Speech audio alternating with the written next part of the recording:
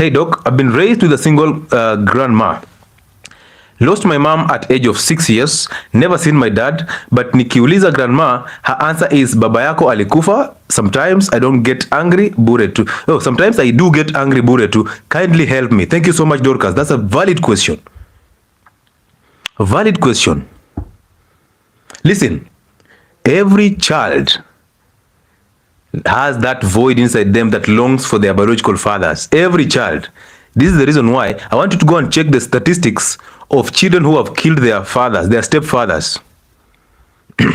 There's a lot of children who have killed their stepfathers. Because when a woman has a child and then ends up marrying another man, there's a divided attention. So this child feels so hated by the mother, and now he starts hating the mother and hates this gentleman who is coming in because of the divided attention. Once that happens, this child can end up destroying this guy.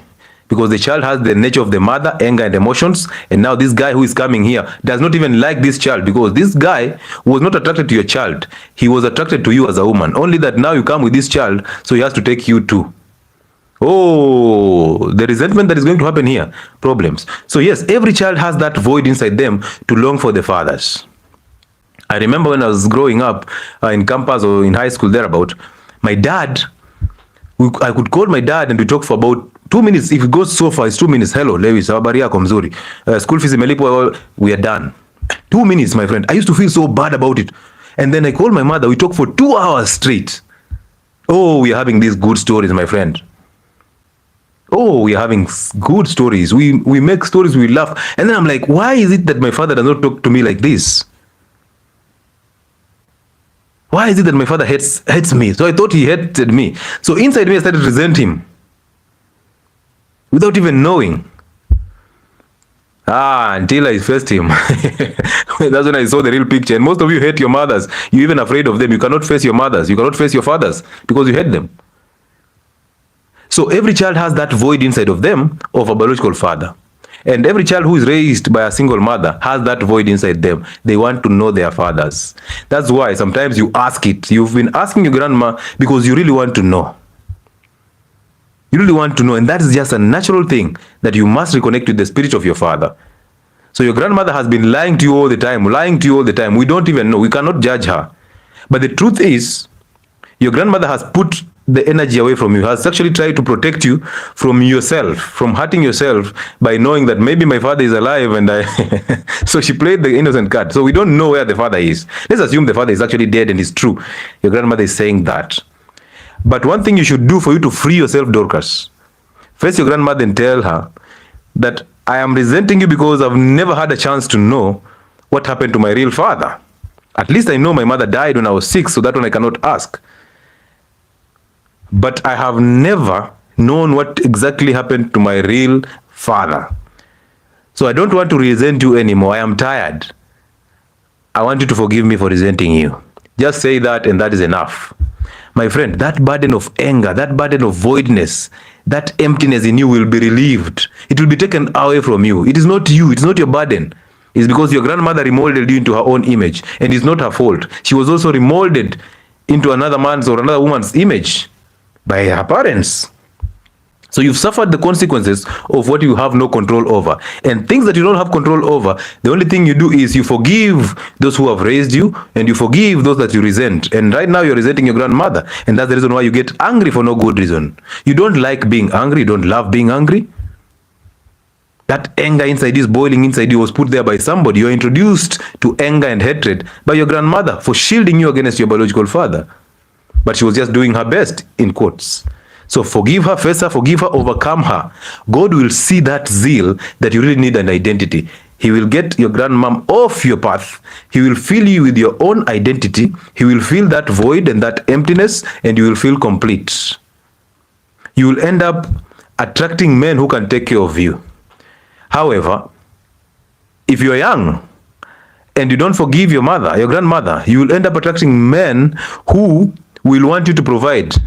Because inside you, you know women provide. Because your grandmother is the one who took care of you. So you'll be knowing women provide. So you will not be able to attract a man who can provide for you exclusively. You will end up attracting a male who wants a 50-50 or 70-30, 70 coming from you. You end up attracting younger men, who really know, oh, you are the mother, you are the provider. You'll end up hating these men and you'll become just like them, so masculine, and you'll be destroyed. And you'll end up turning that anger to your children. They'll become as messed up as you are. So face your grandmother, forgive her, overcome her, and let the rest unfold. You will love it. Talking of biological fathers, yesterday I gathered courage and had a great conversation with my dad. I felt as if a load was lifted off my shoulder. Amazing. You guys don't know this. Listen, mothers, and if you're a single mother, you know very well. Your primary role, because you hate what happened between you and the father to your son or your daughter, you look at this son and you see the exact image of that man in that son or that daughter. My friend, you hate this child, but because she's your blood, you can do nothing about it. You hate this child because you see the image of the father in this child. And mothers are so good at destroying their children. Once you do that, you start putting all this negative energy in her so that you earn her validation, so that she believes your story. Regardless of your story, it doesn't matter. Don't make her believe your story. Don't make her believe your story, because you'll be remodeling her into your own image. And look at what happens. You'll want her to become so good and avoid all things that you did wrong. That's how you remodel her in your own image. You want her to do things to avoid the mistakes that you did, so that she doesn't end up like you. Guess what? She totally will end up just like you, and even worse. She will come to you with a child at even 16. Now the devil will start talking to you. Oh, she just became your own image. What do? She's 16. She can't get this child. It will be a shame. The devil is talking into your ears. You will now push this child to go to abort. You will actually push an abortion, organize it, and you'll make this child abort. And when you do that, this child hates you so badly. She hates you, she resents you, but she can't do anything. She doesn't even know it. That's the weird part. She will not even know it. She'll become just like you. And that's what you people call generational curse. So therefore, it's you to break the generational curse. Be in the world, but do not be of the world. Relieve yourself. Get that voidness out of you. By forgiving your mother for turning you against your fathers, by forgiving your fathers for being absent when your mothers were trying to turn you against them. It was their role to actually protect you from these emotions. So forgive them. Once you do that, you reconnect with their spirits and their soul. Now, regardless if your father is drunk or a drunkard, it doesn't matter. Once you reconnect with the soul of the biological father, you get your own identity. Once you get that identity, everything shall be revealed to you from above, from God through that identity of yours, and now you'll do whatever that spirit instructs or reveals to you. You will do good. But if you have the nature of evil, you will constantly do evil, because that is the revelation that you're getting. And once you do evil, you will defend the evil nature by giving it sweet names, constantly defending the nature of evil, because that's what you know. You have to defend your master. And when you do that, you will not have fear inside you. When you forgive people, you will not have fear. You will not have doubt. You will not seek to find love. You will not be this religious person who is thinking, oh, my religion is the best. You will not be that type of person. You will be a spiritual person. Okay? And religion and spirituality are not the same. I'm a believer that religion is supposed to give you the discipline to stick to something and defend it. But spirituality is about you finding God and your rooting. You will not run a business with the expectations that I have to get profits from this business to eat it. No. You will not invest for you. You will invest for those who will be there in future. You will stop living in the future or in the past, because your past and your future are just in your imagination. So there's nothing about the future. Same to nothing about the past. God did not build you or did not create you to judge you. He's not judging you. You're judging yourself. The devil is actually making you judge yourself. So God did not design you to judge you. Regardless of your past, it's gone. So it's only in your imagination. It's you to live consciously in the future. Be conscious about your life. And then when you've forgiven those people, stick in prayer. And I'm not telling you to pray from your mind, because that's again the devil. You're praying to your father, the devil. Pray from your hearts. And this is the reason why for the best prayer is the silent prayer. You just close your eyes and listen to yourself. Breathe naturally, relax into it. Let thoughts flow in and out. Do not actually pay attention to the thoughts, but do not act on them, okay? Let them just come in and let them go. Let them come in and go. Just listen to nature. Because that time when you say, I am tired, that time when you start listening to yourself, that's when God manifests. But the more you resist the truth, the more you dig your own hole. And because God is not an emotional God, He's not coming to get you off that. You know, most of us think that God acts like us. He's emotional. Oh, He knows I'm suffering. He understands my suffering. Of course He does. But you think He's coming to your aid. You must allow Him to come to your aid. Somebody saying now that is meditation. Again, that is meditation. If you want to call it that way, if you want to give it a good name, well done. But just know, for me, I call it a silent prayer, where you just listen to your thoughts, let them come in and come out, let them go. Do not focus on any thought. Pay attention to all of them, but do not act on any of those thoughts. Every time. And when you see something that is evil, when you see somebody trying to attack you, do not retaliate. Take about 10 seconds before you respond. You will realize your response is useless. You will realize some of these things do not need a response. Silence is actually golden. So when you start paying attention to this, imagine me talking to you in a very loud voice, and in your head you're busy counting 1 to 10 before you respond to anything I'm saying. So I tell you 1,000 words, and when naongea haraka, I tell you 1,000 words, and you're busy counting 1, 2, 3. By the time it comes to 10, you don't even need to respond to me. I'll be tired of you already. And when you see that, you don't argue with me. You simply make a silent prayer and say, oh God, forgive this one, and allow him to see light through the same window that I'm seeing light through. Amazing life, perfect peace. You'll start attracting people who have the same energy and vibration, because you attract who you are. Oh, it shall be a good life, my friend. I'm telling you this for free. Go get that identity. You need it. You'll sit down and look at life and be like, ooh, why didn't I know this earlier? You've seen her saying that. This is who? This was Queen Nelly saying that she gathered the courage to just face the father. Imagine your father. It comes to a place that you now have to gather courage to face him. Imagine that. This is somebody who put life into you. But now you don't have the confidence to face him. So you have to gather confidence or courage to face him. Imagine that. How evil is life? How evil is life? And I tell you this all the time. Most of you will hate what I say, not because I'm saying the wrong things. It's because I'm saying things that you don't want to hear, because you resist the nature of good. The fake birth certificate that didn't have my dad's name. This is interesting. So there was a fake birth certificate that didn't have Muthoni's father's name, because the two families of my mom and dad had issues. I ended up getting my original birth certificate in adulthood 2 years ago, and I am happy. Muthoni, you're not happy. Okay? That's the devil trying to lie to you that you're happy, to just excite you. The truth is this. Your parents were so evil, they hated you so much that their issues were they were actually introduced to you. Their own issues were supposed to be their own issues. So imagine their evilness, the evil nature inside them, that made them actually fake everything, including a birth certificate. And if you look deeper into it, you realize it's a side of the mother.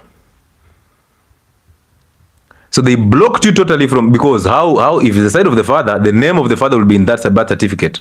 So they actually hated you so bad that they actually gave you a fake certificate so that you actually believe that you're not of that blood of that biological father of yours. Somebody's saying maybe the father didn't want responsibility. It doesn't matter. He's the father. And understand this. Women are the ones who give access to sex and who to give children to. So therefore, if you get pregnant for a man, it is your choice. You chose that. So then you cannot shift blame, because when you shift blame, you're playing a victim. That means you've allowed the nature of evil inside you. The truth does not care. It doesn't care. Okay? And this is a child, for heaven's sake. What if the father wanted to provide or didn't want to provide is none of the child's business. It doesn't change the fact that this is the biological father, and the child must get her or his identity from the father. So they hated you, Muthoni, to an extent that they lied to you, because lies is the nature of evil. And now you have to find the truth on your own. So therefore, that's now where it comes in. You have to forgive them, because the more you see evil in them, the more you resent them, and the more you become just like them. So for you to change that nature of evil, simply move to them and forgive them. Tell them that this is what happened, and I resent you because of this. I forgive you. I want you to forgive me. Actually ask for forgiveness from them. Tell them, I apologize. Oh, once you do that, you're good to go. Forgive your mother, and now that you know, if you know your father, go face him, forgive him, and now your life becomes just open. You will have a very good life. I'm telling you the truth. Personally, I don't want to have kids, because what I went through, where I might pass it to my kids, Nessie, it's not like you don't want to have children, because by the time you're thinking of telling us you don't want kids, it means there's a need inside you of wanting kids. Okay? By the time you thought of telling us that you don't want them, you really want them. Because if you didn't want them, you would not have said. You just don't want kids and that's it. That's your life. But because you said it, it's because inside you have that feeling that you want a child. Okay? And it's there in every woman. So I would like you to do this. Forgive them for actually messing you up. Once you forgive them, they release your identity. Once you get your identity, now your children will not suffer the same consequence. Okay? But you see, the more you resist things, the more you attract those things.